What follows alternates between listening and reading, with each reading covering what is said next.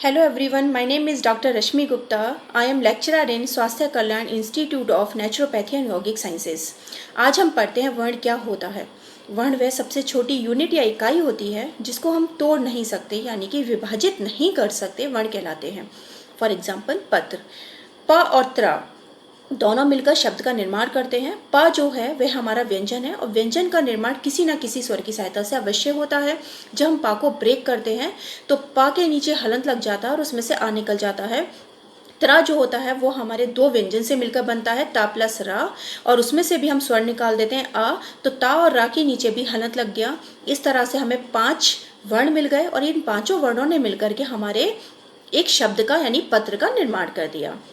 वर्ण 2 तरह के होते हैं, स्वर और व्यंजन। स्वर हमारे 13 होते हैं, आ, ई, उ, री, ए, ऐ, ओ और औ।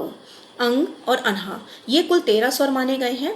व्यंजन जो होते हैं हम देखते हैं कि 36 होते हैं, लेकिन आखिरी के जो 3 होते हैं छत रज्ञ, उन्हें हम संयुक्त व्यंजन की श्रेणी में रखते हैं क्योंकि इनका निर्माण किसी न किसी की सहायता से, किसी न किसी व्यंजन की सहायता से अवश्य होता है।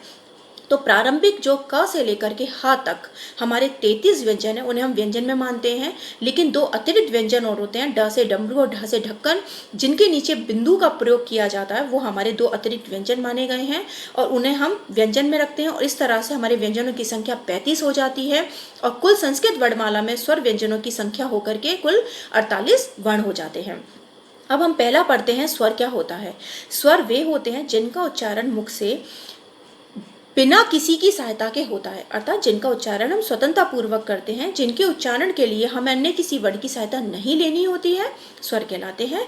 आ, ई, उ, री, ए, ऐ, ओ, औ, अंग और अनहा, ये कुल 13 हमारे स्वर माने गए हैं। स्वर 2 तरह के होते हैं, निरनुनासिक और अनुनासिक। निर यानी रहित, अनुनासिक यानी नाक, वे स्वर जिनका उच्चारण नाक के बिना होता है, अर्थात जिनके उच्चारण के लिए हमें केवल मुख का प्रयोग करना होता है, निरनुनासिक कहलाते हैं। जैसे आ, ई, उ, री, ए, ऐ, ओ और औ। दूसरे होते हैं हमारे अनुनासिक। अनुनासिक वे स्वर होते हैं जिनमें हमारा मुख तथा नासिका दोनों का प्रयोग होता है। आ, ई, उ, री, ए, ऐ, ओ और औ। जिनके ऊपर चंद्र बिंदु का प्रयोग किया जाता है उसे हम अनुनासिक कहते हैं, जैसे कहाँ, डॉक्टर, कॉलेज। स्वर जो होते हैं उच्चारण के आधार पर 3 तरह के होते हैं, ह्रस्व, दीर्घ व प्लुत। पहला होता है हमारा ह्रस्व। ह्रस्व यानी छोटा, इन्हें हम लघु स्वर भी कहते हैं क्योंकि इनके उच्चारण में बहुत कम समय लगता है, जैसे आ, ई, उ और री। दूसरे होते हैं हमारे दीर्घ स्वर। दीर्घ स्वर जिनके उच्चारण में ह्रस्व स्वर की अपेक्षा दुगना समय लगता है, इन्हें हम दीर्घ स्वर कहते हैं, जैसे बड़ा आ, बड़ी ई, बड़ा उ, ए, ऐ, ओ और औ। ये हमारे सारे दीर्घ स्वर कहलाते हैं। तीसरे होते हैं हमारे प्लुत स्वर। प्लुत स्वर वे होते हैं जिनके उच्चारण में तिगुना समय लगता है, यानी कि ह्रस्व व दीर्घ की अपेक्षा अधिक समय लगता है, प्लुत स्वर कहलाते हैं। जब हम ओम का उच्चारण करते हैं तो मिडिल जो वर्ण होता है उ, उसके उच्चारण में हमें अधिक समय लगता है।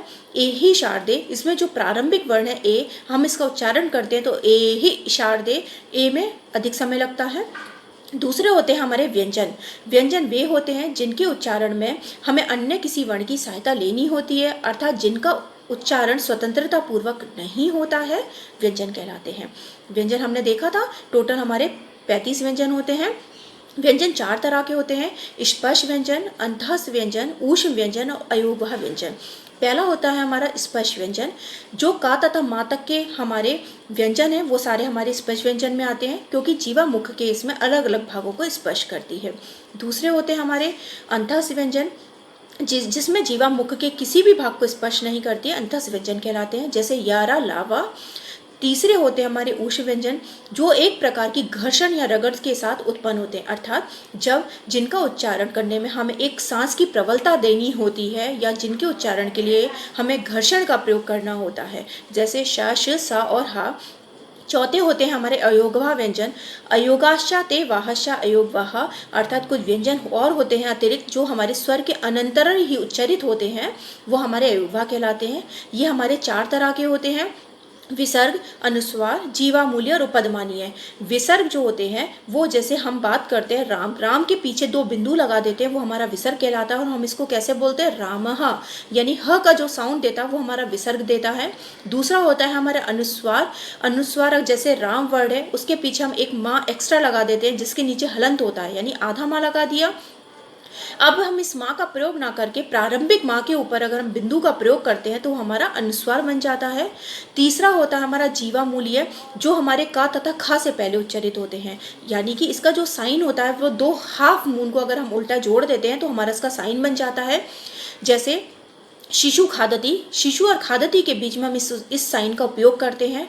चौथा होता है हमारा उपधमानीय, जो पा तथा फा से पहले उच्चारित होता है, इसका साइन भी जीवा मूल्य की तरह ही होता है। दो हाफ मून को अगर हम उल्टा लगा देते हैं तो उपधमानीय का साइन बन जाता है। आई होप आप सबको समझ में आया होगा वर्ण क्या होता है। इसके बारे में चर्चा हम नेक्स्ट क्लास में करेंगे। तब तक के लिए धन्यवाद।